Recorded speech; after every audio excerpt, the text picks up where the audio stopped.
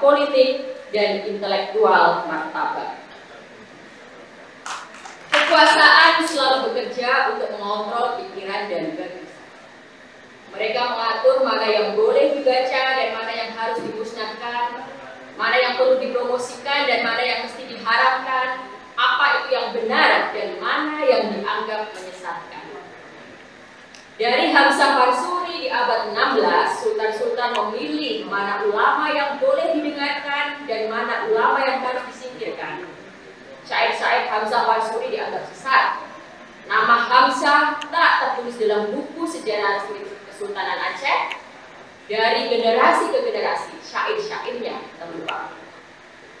Ketika penjajah datang dan mengambil alih kontrol kekuasaan, mereka tak hanya mengeruk kekayaan alam, tapi juga membonsai pikiran. Tak banyak dari kita yang mengenal nama Mas Marco atau Dikomo.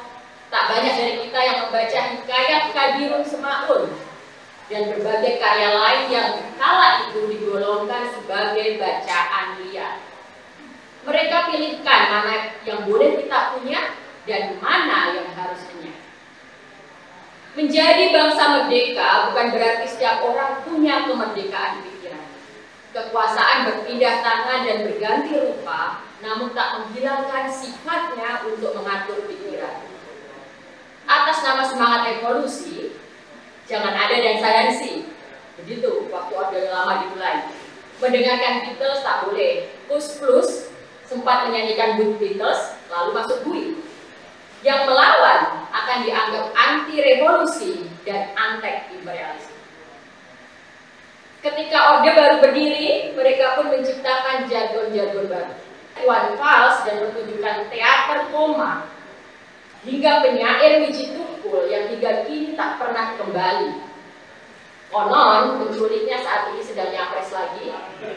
Untuk yang ketiga kali, bahkan 4 kali kalau nyalon wakil presidennya juga dihitung. Zaman reformasi ternyata tak sepenuhnya menjanjikan demokrasi. Munir dibunuh di atas pesawat milik negara. Hingga kini pun tak terbongkar siapa dalang dibaliknya. Di zaman ini pula, ada pemuda yang diburu polisi hanya karena menggambar wajah Presiden Jokowi. Memang bukan wajah biasa, ada tulisan 404, anak internet pasti tahu. Artinya apa yang Anda cari tidak ditemukan. Tapi apa yang salah dengan itu? Katanya itu penghinaan simbol negara. Tapi apa simbol negaranya? Di mana simbol negaranya? Sementara di Tangerang Selatan, ada pemuda didatangi polisi di rumah hanya karena menulis Tuhan, aku lapar. Sejak kapan rakyat tak boleh sambat? Apalagi ini bukan sambat ke pejabat, ini sambat ke Tuhan.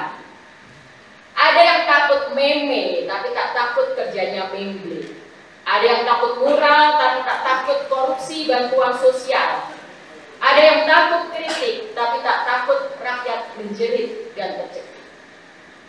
Kekuasaan selalu bekerja untuk menciptakan hantu-hantu. Mitos-mitos, hal-hal palsu yang dipercaya dan akhirnya terinternalisasi dalam diri setiap orang, difabrikasi untuk membuat rakyat tunduk dan situasi terkendali. Raja-raja Nusantara membangun mitos bahwa mereka titisan dewa, penjaga buana. Penjajah menciptakan mitos pribumi malas agar rakyat tanah jajahan bisa dipaksa bekerja di tanahnya sendiri. Pemimpin besar revolusi Bung Karno, sosok yang telah membawa bangsa ini lepas dari penjajahan, butuh melahirkan mitos baru untuk menjadi pembenar agar ia bisa menjadi presiden seumur hidup. Soeharto tidak akan bertahan 32 tahun tanpa ada hantu-hantu Marxisme, komunisme, tanpa ada mitos Bapak Pembangunan. Kini di era Jokowi, sebagaimana video saya yang akhirnya viral dan membuat saya bisa diundang di sini bersama para senior budayawan. 5 mitos di era Jokowi: mitos pemimpin baik, mitos setiap orang memiliki kesempatan yang sama, mitos pemimpin muda, mitos pemimpin gemoy, dan mitos presiden netral. Saya nggak akan membahasnya lagi, silahkan cek di Google itu. Produksi propaganda mitos tak bisa dihasilkan oleh todongan senjata dan kekerasan.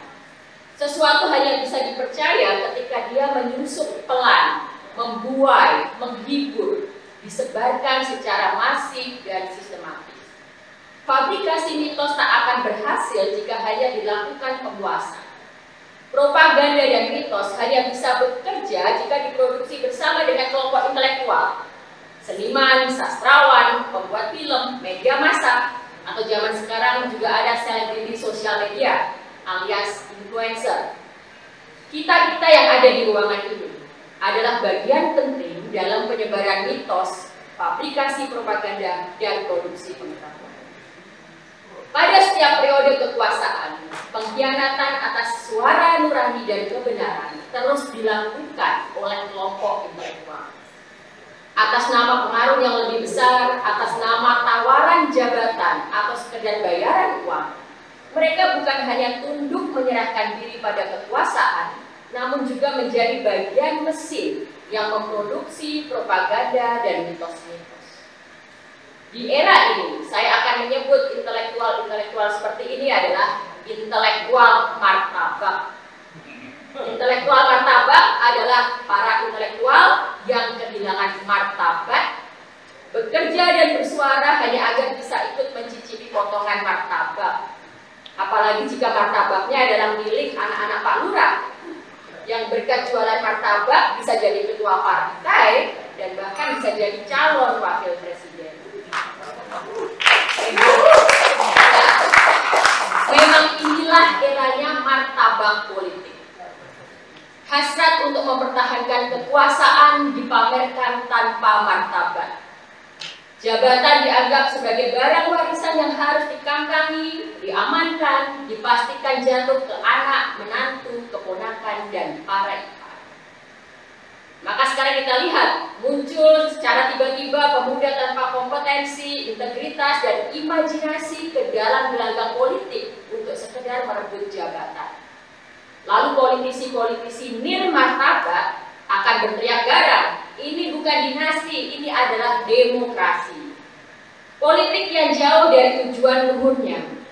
Martabat politik telah digantikan oleh martabak politik. Sebagaimana martabak politik hanya menjadi sajian perayaan yang dinikmati bersama-sama oleh kawanan. Martabak politik menempatkan kekenyangan anggota kawanan sebagai tujuan utama. Dalam martabak politik, inovasi dan kebijakan pemimpin tak lebih dari sekedar memberi varian rasa kekinian tanpa menyentuh substansi, apalagi perubahan struktural. Martabak politik tak pernah butuh kompetensi dan visi, karena yang dihitung hanyalah untung. Ketika martabak politik telah jadi ideologi, pada mereka yang tak berada di meja perayaanlah harapan bisa dititipkan. Pemuda-pemuda yang tak terlahir dari keluarga pejabat dan politisi yang telah selalu peduli dan mengabdi untuk orang-orang di luar keluarga sendiri. Ketika martabak politik telah jadi ideologi, setiap suara kita dalam pemilu kian berarti. Hanya suara kita yang bisa membalik martabak agar politik kembali punya martabat. Terima kasih.